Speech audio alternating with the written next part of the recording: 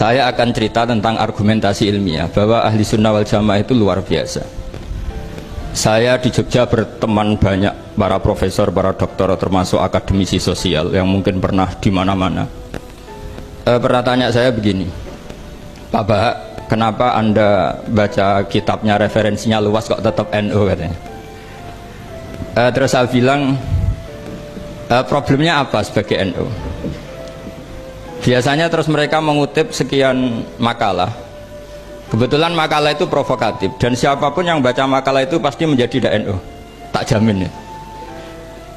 Kalau di Jogja misalnya di satu penerbitan, saya termasuk di dalamnya, itu pernah diperbandingkan kitabnya Said Muhammad Mafahim Yajibu An-Sohah dengan kitabnya Bin Bas, judulnya Hadihi Mafahimuna. Biasanya kitab-kitab terjemahan Wahabi itu memang cukup provokatif dan dengan narasi yang memang siapapun yang nggak pernah mondok pasti tertarik. Misalnya begini, cerita bid'ah misalnya, Iyyakum wa muhdatsatil umur fa inna kulla bid'atin dhalalah wa kulla dhalalatin finnar, misalnya gitu. Wa kulla muhdatsatin bid'ah wa kulla bid'atin dhalalah wa kulla dhalalatin finnar.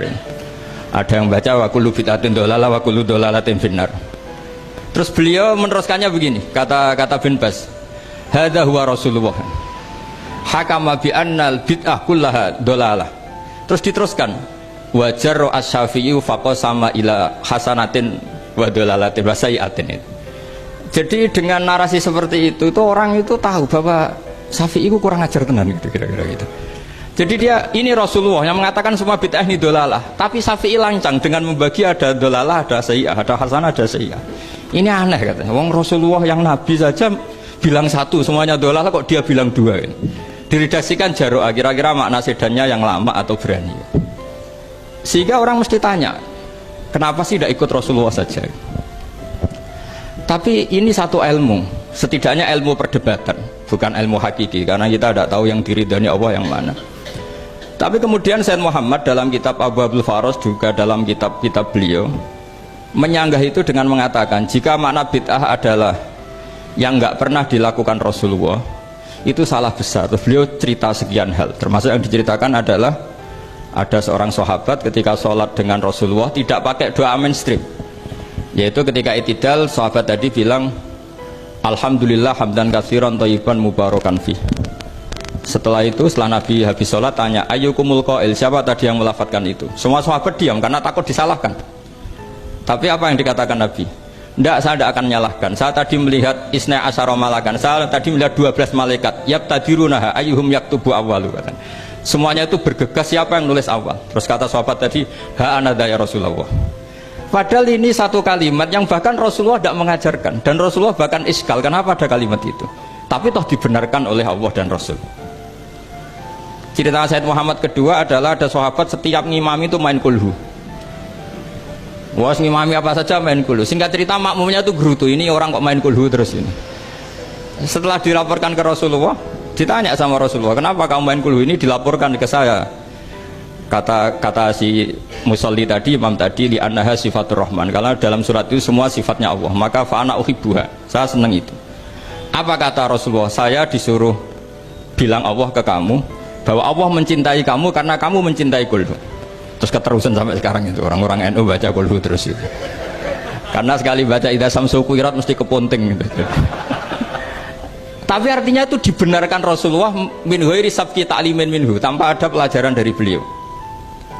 Runtuhlah teori bid'ah bahwa bid'ah adalah semua yang nggak pernah dilakukan Nabi, diajarkan Nabi. Nyatanya beberapa kali Nabi membenarkan sesuatu yang belum pernah diajarkan oleh beliau.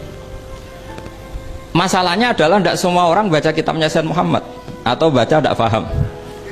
Nah, sementara kitab Hadihi Mafahimuna itu diterbitkan secara masif oleh pemerintahan Arab Saudi dan ada terjemahnya lagi, sehingga yang nggak bisa Arabnya bisa terjemahnya. Dengan narasi tadi bahwa Imam Syafi'i dibenturkan Rasulullah itu kan pasti kalah. Redaksinya itu Jaro'a itu wani pakai hamzah. Kedua, saya ingin cerita dan saya tidak bosan-bosan cerita ini sampai mati, saya tidak akan bosan-bosan. Ada kemandirian al-hujjatul balighah dalam diri kita sebagai ahli sunnah. Begini misalnya, kalimat la ilaha illallah adalah kalimat yang orang kafir 80 tahun saja kalau melafadzkan itu menjadi soro mukminan. Lah ini kita tahlil yang sudah muslim hanya karena kalimat thayyibah justru menjadi kafir. Ini kan madzhab aneh. Yang kafir puluhan tahun iyan tahu yufar lahum maqad salab bihadil kalimah. Ini kita karena tahlilan sampai nyekel patok menjadi kafir juga karena la ilaha illallah. Ini aneh. Kata kalimatun sing yakunu bihal kafiru musliman jadi kalimatun yakunul mukminu biha kafiron. Ini kan kaidah yang aneh. Nah, saya ingin kalau ahli sunnah yang seperti ini sudah mandiri, sudah sehat, ya baguslah seperti itu. Terus yang terakhir, kenapa ditambahi an-nahdiyah? Ya seperti yang dikatakan moderator tadi. Di terminologi internasional itu kalau ahli sunnah pokoknya yang tidak sabus sahabat ahli sunnah, sehingga Wahabi, Muhammadiyah, Ikhwan semuanya ahli sunnah wal jamaah. Karena kalau di media internasional asal tidak Syiah itu ahli sunnah, hanya itu saja perbandingannya. Kalau ikramus sahabah ya ahli sunnah, kalau sabus sahabah ya Syiah. Problemnya adalah kita tidak ikut kelompok besar ahli sunnah yang mainstream di internasional karena mereka anti wasilah, anti tahlil. Sehingga terus Indonesia bilang ditambahi ahli sunnah wal jamaah